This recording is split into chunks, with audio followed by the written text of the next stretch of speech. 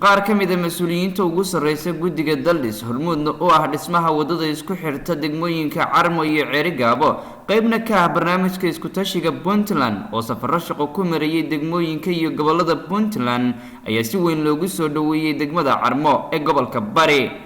munaasabada lagu soo dhaweynayay guddiga Daldis ayaa waxa ugu horeyn ka hadlay gudoomiyaha degmada Carmo injineer Maxamed Cali Shire oo guddiga Daldis ku soo dhaweeyay degmada Carmo ee gobolka Bari. gudoomiyaha isku tashiga Puntland ee Daljir General Ali Ismaaciil iyo gudoomiyaha ku-xigeenka rugta ganacsiga Maxamed Caydiid iyaga oo ahaa safarkoodu ama booqashadoodu ay ahayd qorshihii ay wada qaateen reer Puntland oo ahaa isku tashiga iyo inay dalkooda horumariyaan taasoo ah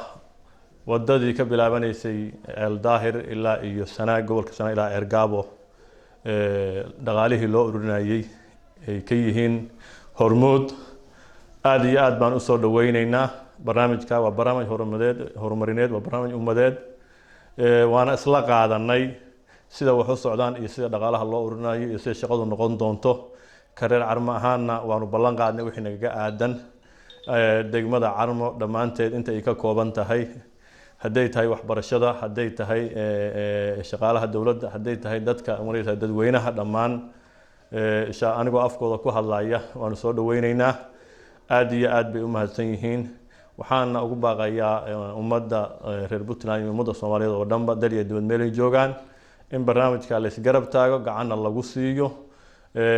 waana sadaqa jaariya waa adduun iyo aakhiro horumar adduun iyo mid aakhiraba waa mid laga faa'iidayo. gudoomiyaha guddiga Daldis General Ali Ismaaciil iyo gudoomiyaha ku-xigeenka rugta ganacsiga Puntland Maxamed Caydiid ayaa si wada jir ugu mahad celiyay shacabka degmada Carmo. sida aad la socotaan anagu waxaanu ka mid nahay guddi ballaaran oo Puntland loona xilsaaray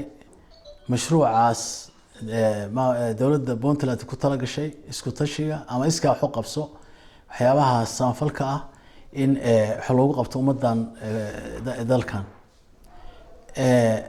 qorshe waxa weeye wixii mashruuc la sameeynaayo mid dawladda markaas meesha joogta ama dawladaha kale mucaawanada bixiya mid ay ku tala galaan qorshe loo dejiyo mashruucna waxa weeye mashruuc iska wax u qabso oo macnaha bulshadaas isku tashato wax kasta ahaatee anagu maadaama kamid ah xubnaha kamid ah waftigaas aniga iyo Maxamed Caydiid kamid yihiin halka idinku soo booqanay marka horeysa waa idinka mahad celinaynaa soo dhaweynta iyo qaabilaadda iyo maxaan ku sheegay ballanqaadka reer Carmo waana idinka filayay farxad bay noo tahay maanta kulankan qiimaha leh ay reer Carmo nagu soo dhaweeyeen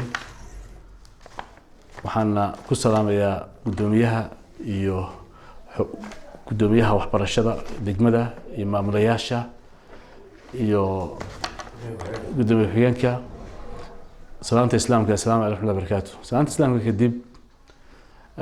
kulan safarkayga anaga wuxuu ahaa ama ujeedadiisu ahayd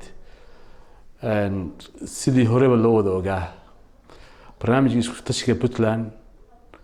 oo in badan soo jiray hadda wax badan la qabtay in ambaqaadkiisu markasta noqdo mid joogto ah waxaana maanta la rabaa in la fuliyo mashruucii dhismaha wadada Eldaahir Ceerigaabo oo ay hore isku qaateen shacabweynaha reer Puntland iyo dawladda Puntland waxaana loo ablaableeyay barnaamijkaas si qurux badan oo ah qorshe habaysan oo dad aqoon-yahan ah iyo dawladduba ay ka wada shaqeeyeen waxaana loo qaybiyay qaybaha bulshada inteeda badan oo wax ku oolka ah safarkayga maanta marka wuxuu ahaa maadaama barnaamijkii ganacsatada uu dhaqaaqay oo shaqadiisii ay socoto tii gawaaridan ay socoto in aan kicino tii wasaaradda waxbarashada oo ardayda iskuulada dhigataa ay ka qayb qaataan